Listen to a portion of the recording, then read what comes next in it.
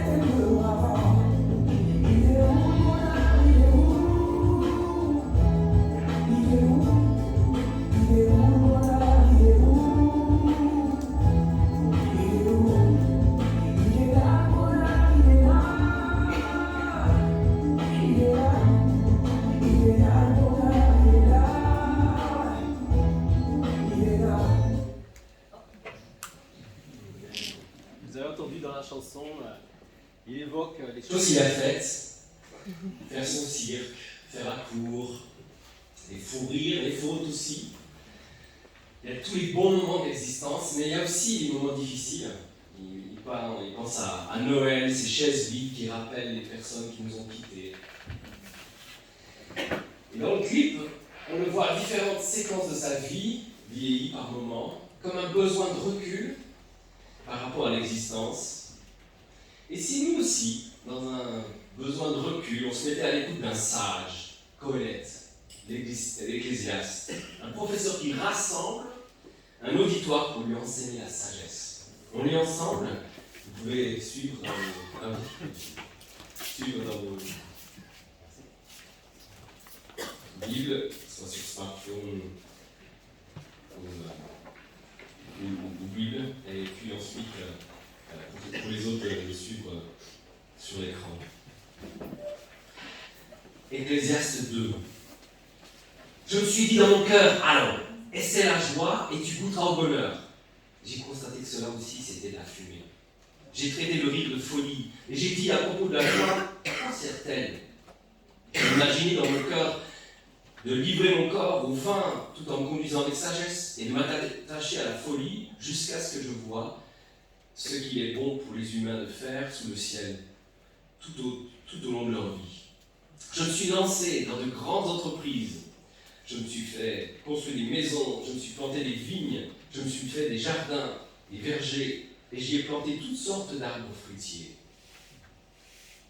Je me suis fait des réservoirs pour arroser des pépinières. J'ai acheté des serviteurs et des servantes. J'en ai eu d'autres nés chez moi. J'ai aussi possédé des troupeaux de bœufs et des brebis, et de n'importe quoi. Et plus que n'importe qui avant moi à Jérusalem, j'ai même amassé de l'argent et de l'or, les richesses des rois et des provinces. Je me suis procuré des chanteurs et des chanteuses, et ce qui fait le plaisir des hommes, et des concubines en quantité. Je suis devenu grand, plus grand que n'importe qui avant moi à Jérusalem, sans bien perdre de ma sagesse. Je n'ai rien refusé à mes yeux de tout ce qu'il réclamait. Je n'ai pas privé mon cœur d'aucune joie. En effet, mon cœur était réjoui. Et j'ai réfléchi à tout ce que mes mains avaient entrepris, à la peine que j'avais eue pour le faire. Et j'ai constaté que tout n'est que fumée et revient à poursuivre le vent. Il n'y a aucun avantage à retirer de ce qu'on fait sous le soleil. J'ai réfléchi à ce qui caractérise la sagesse, la folie, la stupidité. En effet, que fera l'homme qui succédera au roi? N'est-ce pas ce qu'on a déjà fait? J'ai vu que la sagesse a sur la folie le même avantage que la lumière sur l'obscurité. Le sage a ses yeux bien en place, tandis que l'homme stupide marche dans l'obscurité. Toutefois, j'ai aussi reconnu que le même sort est réservé à l'un et à l'autre, et je me suis dit dans mon cœur, j'aurai le même sort que l'homme stupide. À quoi m'a-t-il donc servi d'être plus sage que lui? Et je me suis dit dans mon cœur, c'est encore de la fumée. En effet, le souvenir que l'on garde du sage n'est pas plus durable que celui qu'on garde de l'homme stupide, puisque dès les jours suivants, tout est oublié. Comment se fait-il que le sage meure tout comme l'homme stupide? Alors j'ai détesté la vie. Oui, ce qui se fait sous le soleil m'a déplu, car tout n'est que fumée et revient à poursuivre le vent. J'ai détesté tout le travail que j'ai accompli sous le soleil, et dont je dois laisser la jouissance à l'homme qui me succédera. Et qui sait s'il sera sage ou fou? Pourtant, il sera maître de tout mon travail, de tout le fruit de ma sagesse sous le soleil. Ça aussi, c'est de la fumée. J'en suis venu à désespérer à cause de toute la peine que je me suis donnée sous le soleil. En effet, un homme peut travailler avec sagesse, savoir-faire et succès, et il doit laisser le produit de son travail à un homme qui ne s'est donné aucune peine pour cela. Ça aussi, c'est la fumée, et c'est un grand malheur. Oui, que retire l'homme de tout son travail et des préoccupations de son cœur, alors qu'il se donne tant de peine pour cela sous le soleil? Ses journées ne sont toutes que souffrance, et son activité n'est que chagrin. Même la nuit, son cœur ne connaît pas le repos. Ça aussi, c'est de la fumée. Le seul bonheur pour l'homme consiste à manger, à boire et à se donner du plaisir dans son travail. Mais ça aussi, je l'ai bien vu moi-même, dépend de Dieu. En effet, qui peut manger et jouir de quelque chose en dehors de moi? Oui, il y a l'homme qui lui est agréable, il donne la sagesse, la connaissance et la joie. Mais au pécheur, il réserve la tâche de récolter et d'amasser des biens afin de les donner à celui qui est agréable à Dieu. Ça aussi, c'est de la fumée, et ça revient à poursuivre le vent. Vous l'entendez? C'est comme s'il nous amenait dans ses pensées, dans son cœur. Et je vous propose le plan suivant. On va parler du bonheur 1, un bilan, et ensuite bonheur 2. Pour trouver le bonheur, on passe du contrôle au cadeau. On commence avec le bonheur 1. Quel est le contexte de ces paroles? On entend quelqu'un qui se met dans la position de Salomon, un enseignant qui nous fait rentrer dans le personnage. Ça peut être aussi Salomon, certains pensent que c'est Salomon lui-même qui nous parle. Mais en tout cas, il nous fait entrer dans une recherche qui est plus large que celle du bonheur. Au chapitre 1, il est question d'une recherche de la sagesse dans le sens de la vie. Il veut comprendre le sens de son existence. À quoi sert ce qu'il fait sur la terre? Et il arrive face à ses limites, tout n'est que vent. Et on l'entend dans la conclusion du chapitre 1. En effet, avec beaucoup de sagesse, on a beaucoup de chagrin. Et celui qui augmente sa connaissance augmente sa souffrance. On sent la frustration et même une certaine souffrance mentale dans cette recherche de sagesse qui n'a pas abouti. Ou la transition ici au verset 1. Allez, je me suis dit dans mon cœur, et c'est la joie, et tu goûteras au bonheur. Et j'ai constaté que ça aussi, c'était de la fumée. Pourquoi poursuivre avec la joie? Pourquoi se tourner vers la joie? Dans cette transition de la sagesse vers la joie, ça fait penser un petit peu à notre société occidentale, n'est-ce pas? Prenez le siècle des Lumières, on pensait avancer avec une raison vers le progrès, de progrès en progrès. Mais malgré l'accumulation des connaissances, qu'est-ce qui vient ensuite? Avec Un Sartre, ou les existentialistes, on considère que l'existence est absurde. La raison ne nous donne pas une explication pour notre existence, au point où il en a la nausée. Mais plutôt que d'en pleurer, pourquoi pas en rire? Dans les années 70, 80, les Monty Python sortent ces films Sacré Graal ou Le sens de la vie. Plutôt que pleurer, rions de l'absurdité de l'existence. Dans le contexte francophone, on pense à Ionesco et le théâtre de l'absurde, la cantate chauve. Et quelques décennies plus tard, qu'est-ce qu'on poursuit? Qu'est-ce qui nous dirige? Ainsi on en croit Daniel Olivier et Catherine Tanguy dans leur ouvrage « C'est le plaisir et l'envie » sur les générations Y et Z. C'est le plaisir et l'envie qui guident leur démarche, pas le devoir ou l'obéissance à une norme sociétale. Plutôt que de regarder à l'extérieur ou contraintes extérieures, de voir, pourquoi pas regarder à l'intérieur, à nos envies, nos passions, nos plaisirs, nos rêves. On parle de génération de plaisir. Alors ça c'est probablement réducteur et il faudrait nuancer. C'est simpliste, il y a une éthique, il y a des convictions aussi dans ces générations-là. Mais n'est-ce pas vrai qu'on recherche aujourd'hui souvent le bonheur, dans le plaisir, dans ce qu'on a envie à l'intérieur de vivre? L'intérêt de l'Ecclésiaste, c'est qu'il nous a devancés dans cette recherche. Il nous a devancés. Comment est-ce qu'il s'y prend? Dans ce commentaire, Sylvain Romerski décrit deux types de jouissance. Dans le verset 1 à 3, une folle jouissance. Dans les versets 4 à 11, une jouissance plus raisonnable. On commence avec une folle jouissance. Pour oublier la frustration de l'existence, il se réfugie dans le rire, l'hilarité. Il faut rire de tout. Comme un péché échappatoire, il faut rire quoi qu'il arrive. Pensez au nombre de sketchs que vous avez regardés, au nombre de blagues que vous avez reçues et retransmises, au nombre d'humoristes qui vous ont marqué. Le bonheur, on pourrait vouloir le trouver là, dans le rire, le fait de rire de tout. Bien, cette fois, il mentionne une autre piste, le vin, que ce soit par l'ivresse ou l'appât du bon goût.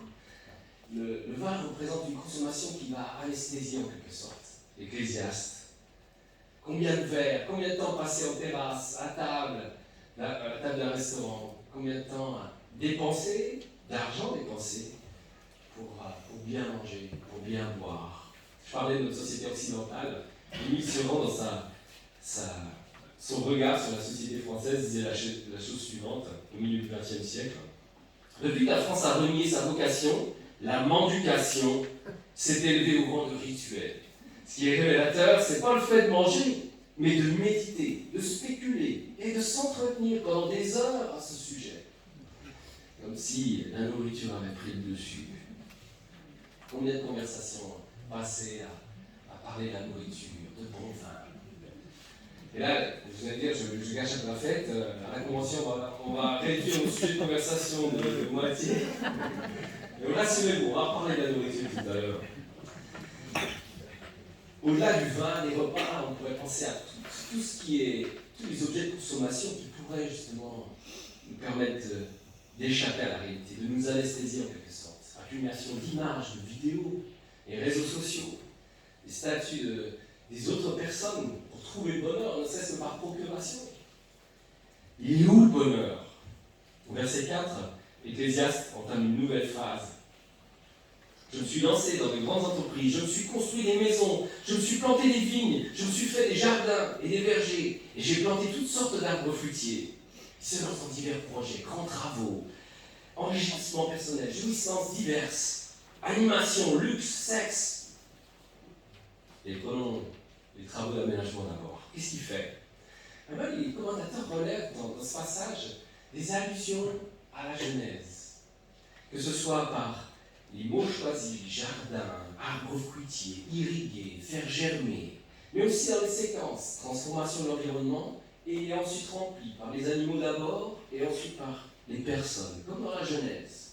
Et c'est comme si l'Ecclésiaste voulait en quelque sorte rebâtir Éden, le paradis perdu. Notez les je, moi, les verbes utilisés, faire, planter, construire, ramasser. Il emploie toutes ses forces pour rebâtir ce jardin d'Éden. Et nous pouvons être dans ce réaménagement constant, en estimant qu'il va falloir le reconstruire pour être heureux, pour goûter à ce bonheur. nouvelle maison, nouvelle terrasse, nouveau jardin, une maison de vacances. Ou changer d'environnement, changer de travail, changer de lieu de vie, changer de région, changer de pays. Pourquoi pas s'acheter une caravane ou un camping-car pour toujours pouvoir changer? Il est où le bonheur? L'intérêt avec l'Ecclésiaste, c'est qu'il a les moyens. Il a les moyens. Vous et moi, quand on doit réfléchir à une acquisition ou un réaménagement, on doit s'y prendre plusieurs fois peut-être à échelonner les dépenses. Mais lui, il peut dire qu'il n'a rien refusé. Il ne s'est rien refusé. J'ai privé mon cœur d'aucune joie. Vous imaginez, c'est l'équivalent ici d'un milliardaire. Le 0,00004% de la population mondiale qui peut tous payer.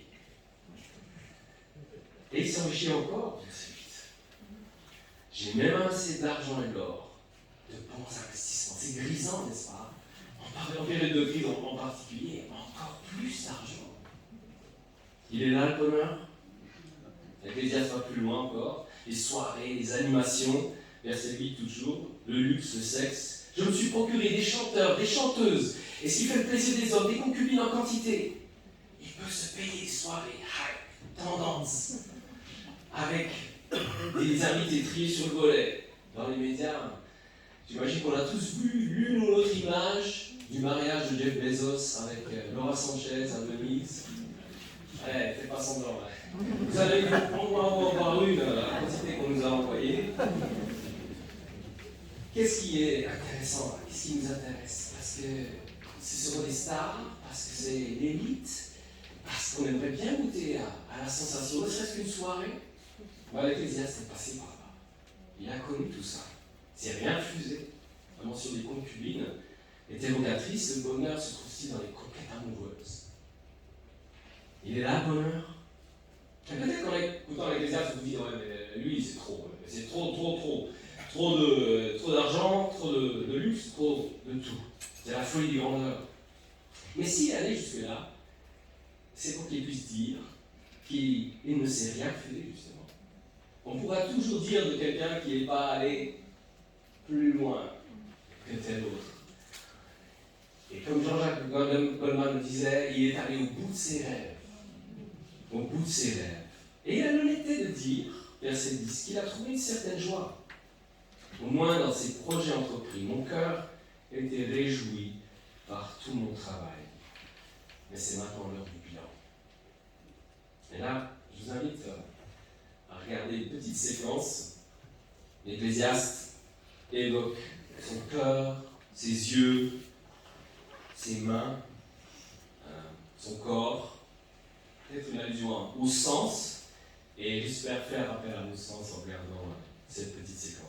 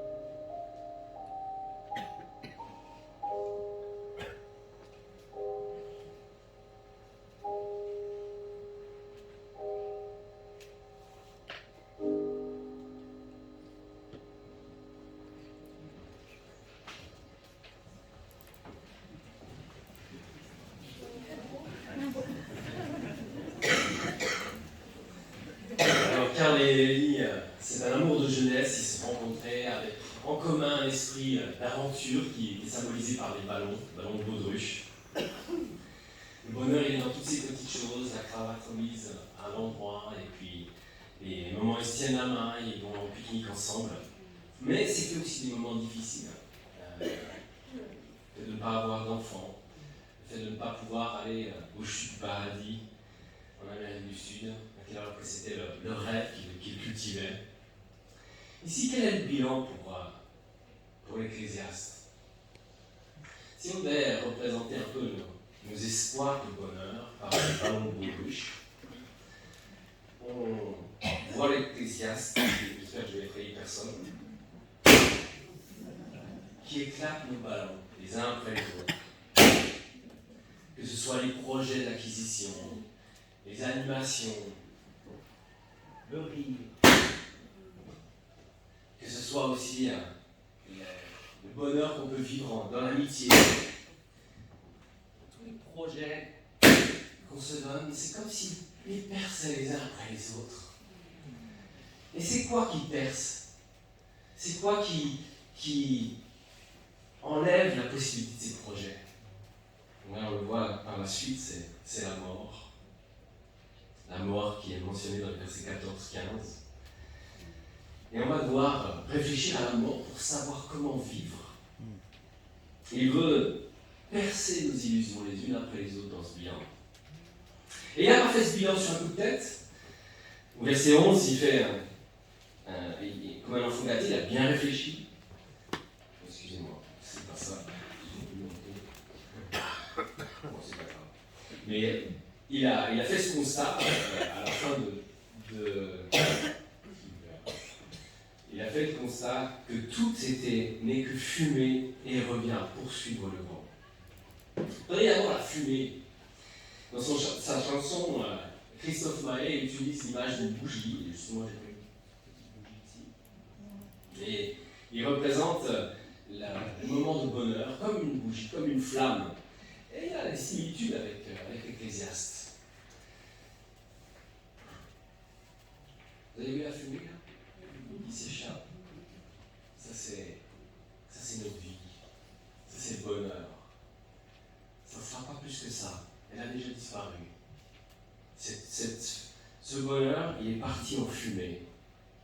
Julien Clerc chantait la Californie comme l'évocation d'un rêve qui était partagé en société. Je vous lis les paroles. Près des orangers, c'est là que t'attends, au fond de tes rêves, ton prince charmant, la Californie, la Californie, la Californie, la Californie. Mais la Californie est si près d'ici qu'en fermant les yeux, tu pouvais la voir du fond de ton lit. Et au début de l'année, qu'est-ce qui s'est passé en Californie?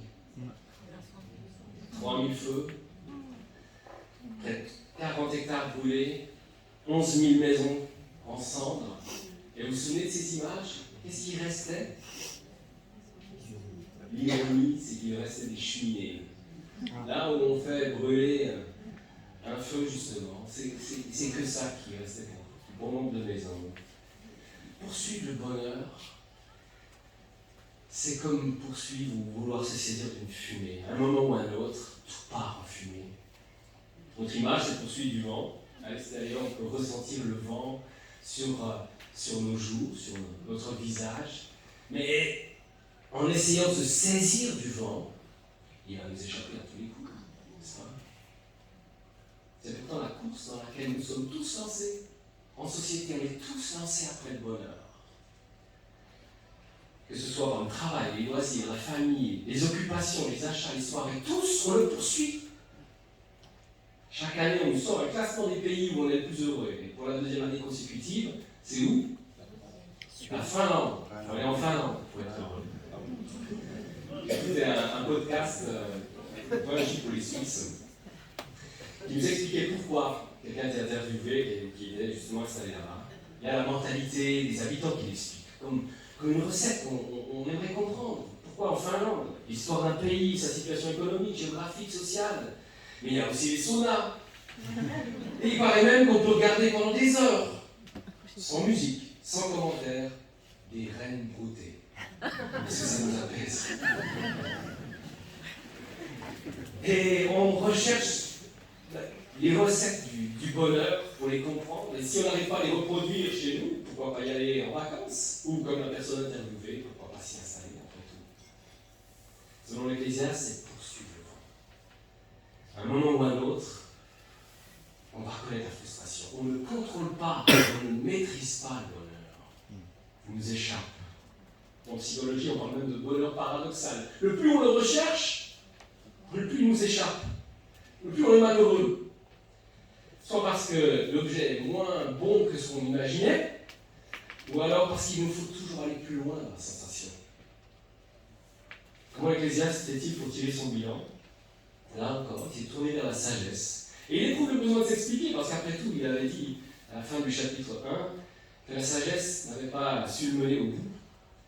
Mais s'il le fait, il utilise l'image de la lumière, c'est parce que c'est mieux que la folie pour évaluer les choses. À la différence de la folie, elle éclaire cette sagesse. Quel est le problème de fond? Quel est le problème de fond? Le fait qu'on ne puisse pas maîtriser le bonheur, connaître le bonheur, le contrôler, et bien c'est justement notre finitude, la mort, versets 14 et 15. Si les ballons de baudruche symbolisent cet espoir de bonheur, et bien ce qui les perce, c'est la mort, votre mort, ma mort. La mort limite, anéantit les projets. Il y a quelques semaines, j'assistais à une conversation entre deux bricoleurs expérimentés, des anciens voisins. Alors moi, ayant deux mains gauches, et je précise du droitier, j'étais fasciné d'entendre tout ce qu'ils arrivaient à faire, tout ce qu'ils ont fait durant leur vie. Projet de rénovation, les matériaux utilisés, la capacité aussi à recycler. Et dans la conversation entre les deux, alors qu'un avait dû déménager à cause des limites de l'âge, il y a eu ce moment de nostalgie où il évoquait la maison qui a un nouveau propriétaire. Et il est, semble-t-il, plus négligent ce propriétaire-là. Combien d'heures passées à rénover, à réaménager, à prendre soin de cette maison, et il ne sait pas trop ce qu'elle va devenir. C'est exactement ce que nous dit l'Ecclésiaste, verset 18-19. Je vais laisser la jouissance de l'homme à l'homme qui me succédera. Et qui sait s'il sera sage ou fou? Pourtant, il sera maître de tout mon travail, de tout le fruit de ma sagesse sous le soleil. Ça aussi, c'est la fumée. C'est vrai pour une maison, c'est vrai pour un véhicule, mais c'est vrai aussi pour votre travail, votre engagement dans une association, votre engagement dans une église. Qu'est-ce qui va rester de votre engagement, de votre travail? Qu'est-ce qu'on va en faire? Vous pensez vraiment que tout sera conservé? Vous pensez vraiment qu'on ne va jamais vous oublier? Tous les projets dans lesquels vous êtes investis, vous allez à un moment ou à un autre les laisser à d'autres, et qui sait ce qu'ils vont devenir? À un moment ou à un autre, vous allez être oublié, tout comme vous avez oublié ceux qui vous ont précédés. C'est la finitude, la futilité dans laquelle l'Ecclésiaste nous place. Et cette futilité, cette frustration, l'apôtre Paul la reprend dans sa lettre aux Romains au chapitre 8 pour parler de ce qui nous fait soupirer après la rédemption. Les soupirs de la création, nos soupirs, les soupirs de l'esprit, alors qu'on n'a pas les mots parfois pour prier. C'est une réaction normale face à un monde qui est affecté par la chute. Et pourquoi la chute? Elle est due à quoi?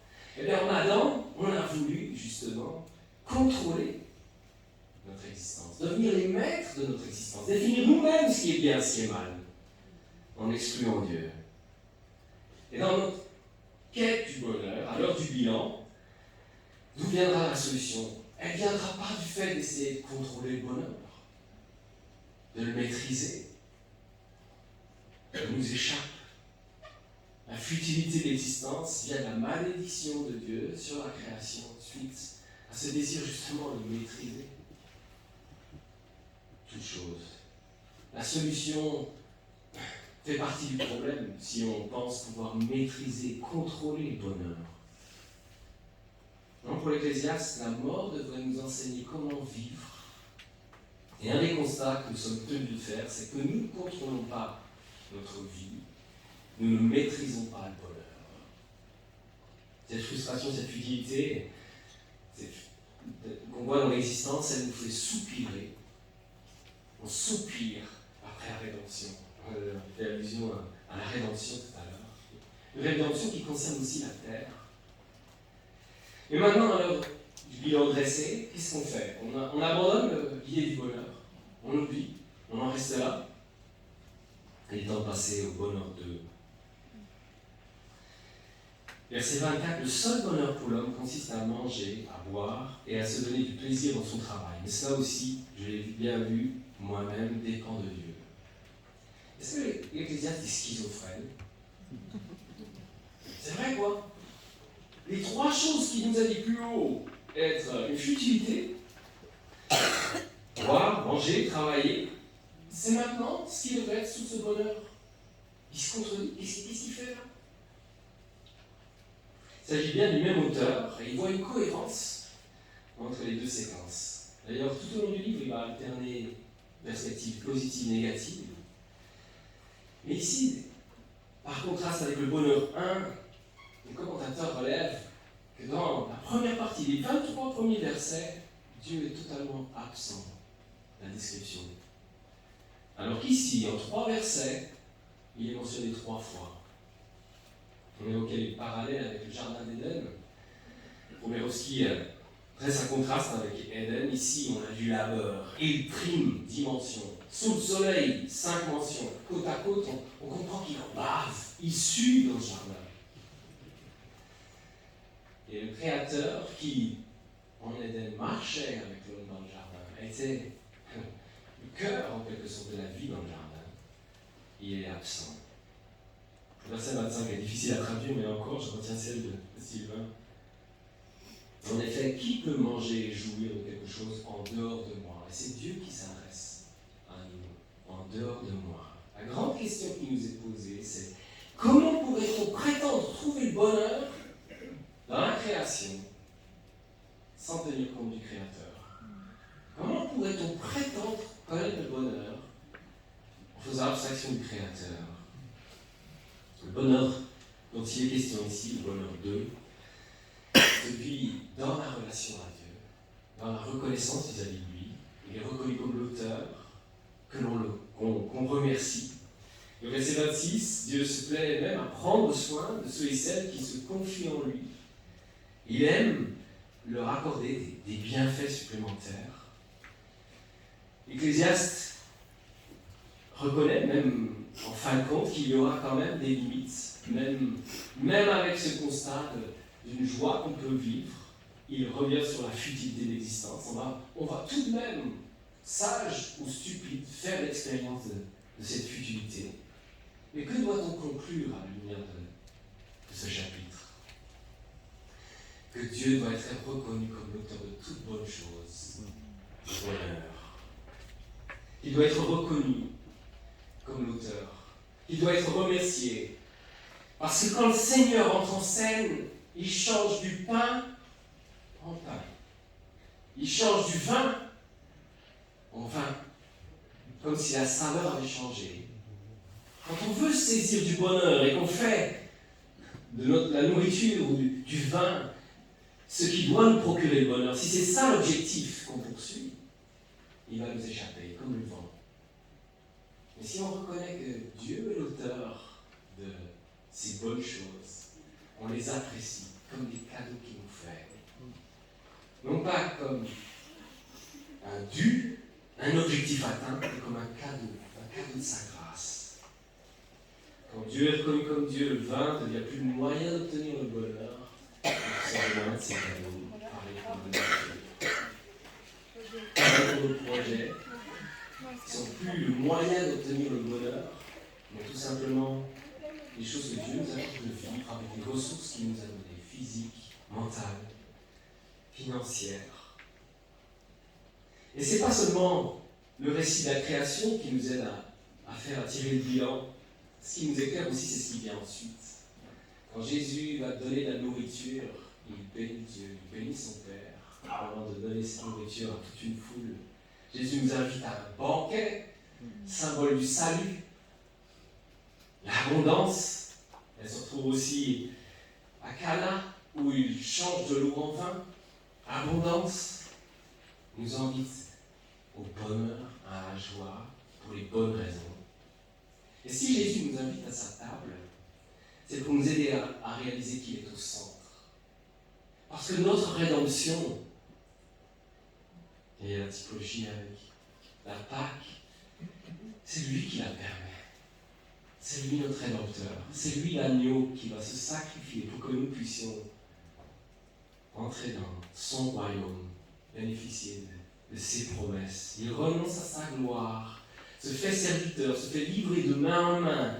Il vit la soif, la détresse, la malédiction de la croix. Et il vit cela, cet échange, pour nous permettre d'être rachetés de la juste malédiction qui devrait retomber sur nous et qu'on expérimente dans la frustration à laquelle on assiste. Et en ressuscitant, Jésus remporte une victoire contre le péché. Il remporte une victoire sur ce péché qui est comme un aiguillon et qui permet la mort. Il remporte cette victoire sur le péché, sur la mort, et nous rend bénéficiaires de cette victoire. Vous vous souvenez de Romains 8, après tous les soupirs, qu'est-ce qu'il y a dans Romains 8? Il revient cette promesse, cette sécurité éternelle. Rien ni personne ne nous séparera de l'amour manifesté en Jésus-Christ. Pas la mort, pas la vie. Rien ni personne ne nous séparera de cet amour. Alors comment vivre dans le temps présent? Eh bien, pour trouver le bonheur, on passe du contrôle au cadeau. Prenez une soirée que vous avez organisée. Vous avez invité des amis, la famille. Et durant cette soirée, il y a un couac. Ça se passe mal. Soit parce qu'il y a une tension, soit parce que quelque chose tourne mal. Ce moment de frustration, comment est-ce qu'on va le vivre? C'est l'occasion de se souvenir de cette malédiction qui est présente dans la création. Et c'est l'occasion de nous dire, nous aspirons à la rédemption que Jésus est venu opérer. Nous aspirons à cette rédemption pour nous et pour toute la création. Imaginons un scénario inverse. Vous faites une magnifique soirée avec des amis de la famille. Tout se passe bien. Mais plutôt que de le voir comme quelque chose qui a été maîtrisé, qui a été contrôlé, que vous avez réussi à obtenir ou faire, pourquoi pas le voir comme un cadeau de la pure grâce de Dieu et lui exprimer votre reconnaissance, débordement de reconnaissance du Dieu qui en est digne. Parce que tout cadeau vient d'en haut, du Père des Lumières, qui n'a ni changement ni envie de variation. Je vous invite à la prière.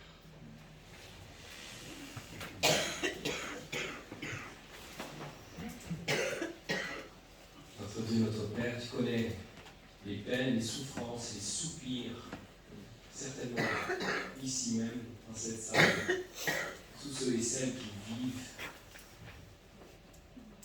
les conséquences de la chute.